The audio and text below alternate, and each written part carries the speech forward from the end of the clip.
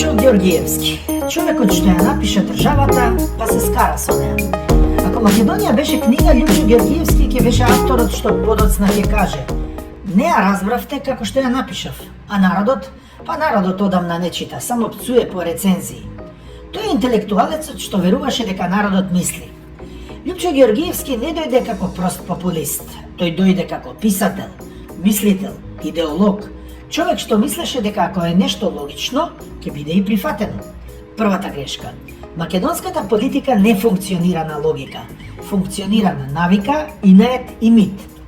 А Лјупчо дојде со идеи, премногу идеи за народ што сака едноставни лаги, а не комплицирани вистини. Премиер во време кога државата уште не знаеше што е. Тогаш Лјупчо стана премиер. Македонија беше млада, сиромашна и убедена дека само што не ни тргнало. Народот мислеше дека независноста автоматски значи благосостојба. Лјупчо пак мислеше дека транзицијата е болна, долга и сурова. И тука се разминале за секогаш со народот. Тој зборуваше за реформи, народот слушаше отпуштања. Тој зборуваше за реалност, народот бараше магија. Приватизацијата е кога државно стана ничие, па после нечие, а тие чие што стана нечие, ги знаевме многу добро кои се. Ако има еден збор што следи Лјупчо, што го следи фактички Лјупчо како сенка, тоа е приватизацијата. Фабриките исчезна, работниците останаа без работа, некои се снајдоа, повеќето не. Но дали Лјупчо го планирал тоа? Веројатно не. Дали Лјупчо го дозволил? Апсолутно. И тука црниот хумор станува трагедија. Државата се продаваше на рати, а народот мислеше дека купува иднина.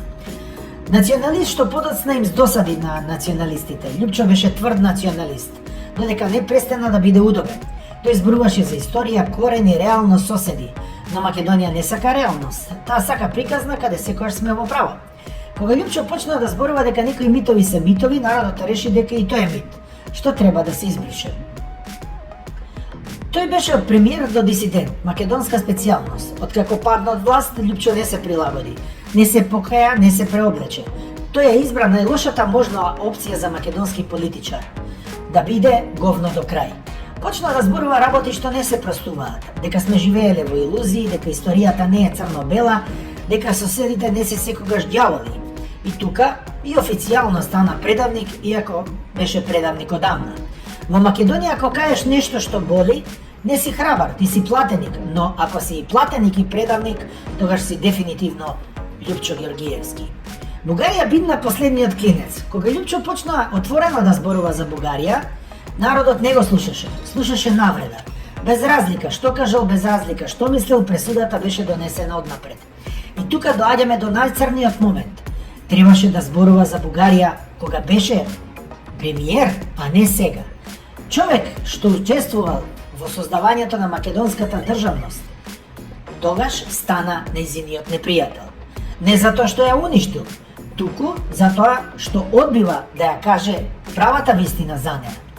Преварант или гениалец?